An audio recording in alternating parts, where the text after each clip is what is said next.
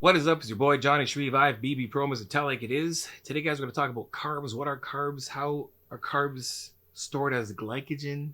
What happens when you put a carb in your mouth, and how does it get to your muscles? What is a carb?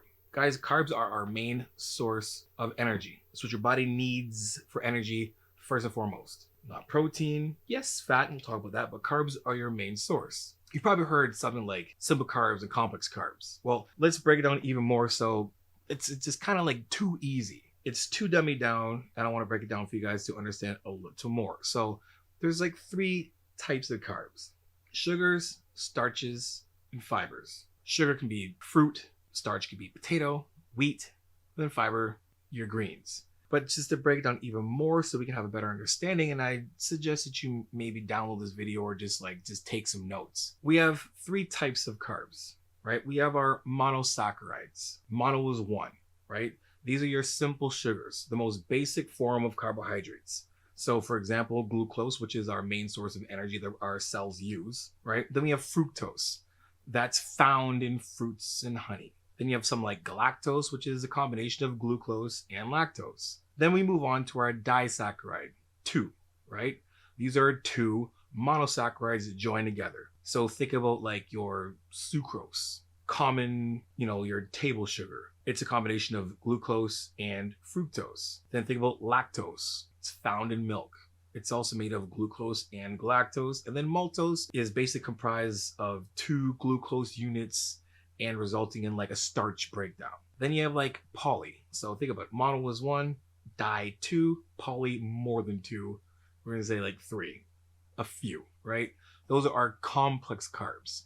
So the first 2, mono and disaccharides, those are simple carbs. Simple to digest, simple carbs. Then you have your polysaccharides, which are the monosaccharides units together, more of them together, which makes things a lot more complex. So you have a complex carb. Those are consisting of chains of monosaccharide units. Think of like a starch. That's a primary storage form of energy in plants. Just think of rich sources of starches would be like potatoes, rice, and wheat. Then you have glycogen. Glycogen is a form of energy in storage, which we do ourselves, found in our liver and our muscles. Then think of like fiber, right? Fiber is found in plants. Those are hard to digest, but it's actually really good for our digestive system. Think of like when you eat spinach or broccoli, great for your stomach, great for digestion. All of a sudden you're having great poops after. Now, if you want a more in-depth breakdown on carbohydrates or just nutrition in general, guys, make sure you grab my ebook, The Final Diet, is in the link in the description below. Back to the show. So there's your types of carbs. Simple carbs, which would be your mono and disaccharides. Your complex carbs would be your polysaccharides, or to make it even simple, you have your sugar, fruit, starches, potatoes, wheat, rice, and fibers, your greens. And some fruits can be that as well too, but that's a little more complex. We'll get to that after. So what is the significance of carbohydrates in the body? So we can understand more so what carbs are doing in our body and why it's so important that we have enough, or what they actually do. Think of this, right? Carbs are a primary source of energy. Carbs broken down into glucose provide a fuel for our cells, right? The brain especially relies on glucose. I say glucose. I keep saying glucose. On glucose as a primary energy source. Then our muscles for fuel. During your workout, the muscles utilize glycogen stores for energy. And then our digestive health, right? Dietary fibers, particularly like soluble fibers, help promote healthy gut bacteria and smooth bowel movements. Eating enough greens, you've heard it before, eat your greens. And then we look at like mood and brain function. You need an adequate amount of carb intake to support serotonin production, neurotransmitters that link to mood and regulation. So think about the end of prep, you get brain fog or you get hangry or your moods are up and downs because you don't have enough carbs to help with that process for your brain to stay at bay or homeostasis, so to speak. Now, I think the best way to do this is for people to understand carbs is to give you guys a better visual of what happens when you eat carbs. Because we've heard it before, I need to eat carbs for energy. What should I eat for a pre-workout meal? And what is a glycogen store and all that good stuff? So let's just get a better understanding of that right now. So for example, you had a grilled cheese sandwich. Put it in your mouth, and digestion starts in your mouth. It actually starts a little bit before your mouth, but digestion starting, the bidding process of digestion starts in your mouth. You start chewing your food, your mouth starts to water. Think of the times when you are getting hungry and all of a sudden your mouth starts to water. Your body's basically starting the process of digestion. In our saliva or spit, we have an enzyme and it's called amylase. It helps break down the nutrients that are in the food, it helps start dividing those things up. So then at that point, when you swallow it, it's easier to go down your esophagus. So you take out the bread, you eat the bread, saliva, the amylase or the saliva, the spit, right? You have that starch energy that's in the bread and it starts breaking that down into simple sugars. And all of a sudden, you swallow it because you chew it a lot. You make sure you chew it enough times to break that thing down.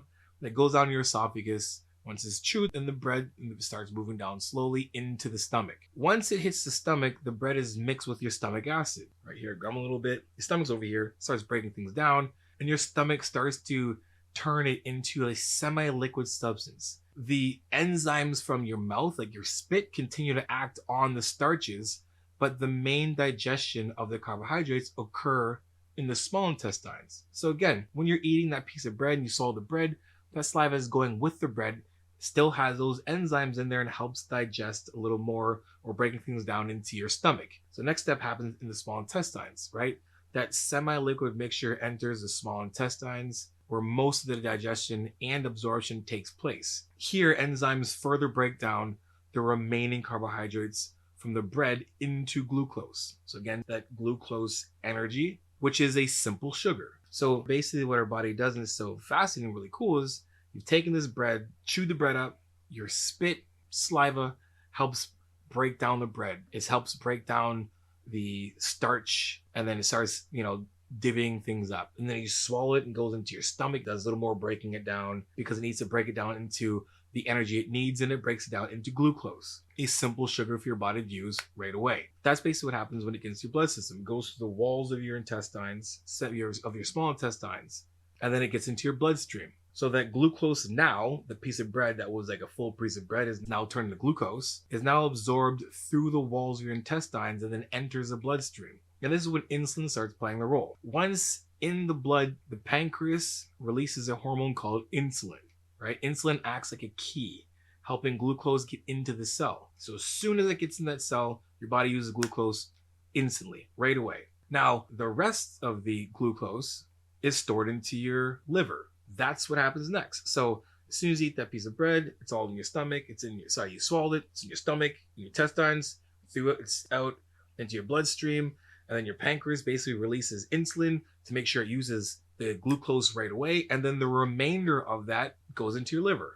And that's when you get glycogen stores, right? So any of the glucose that isn't used right away in the liver stays in the liver. And then in the liver, glucose is converted into glycogen. The liver acts like a warehouse and it keeps your glycogen there for when your body needs it the next time. Then to the muscles, right? Some of the glucose in the bloodstream can be used right away for your muscles. The rest of the glucose that your body doesn't need right away is stored into your liver. And there you have it. That's basically how your body uses carbohydrates, breaks it down into glucose used for energy, and the rest of that energy gets put into glycogen stores. And that is how carbs are used in your body. Now, how fast that entire process take? Well, 15 to 30 minutes, right?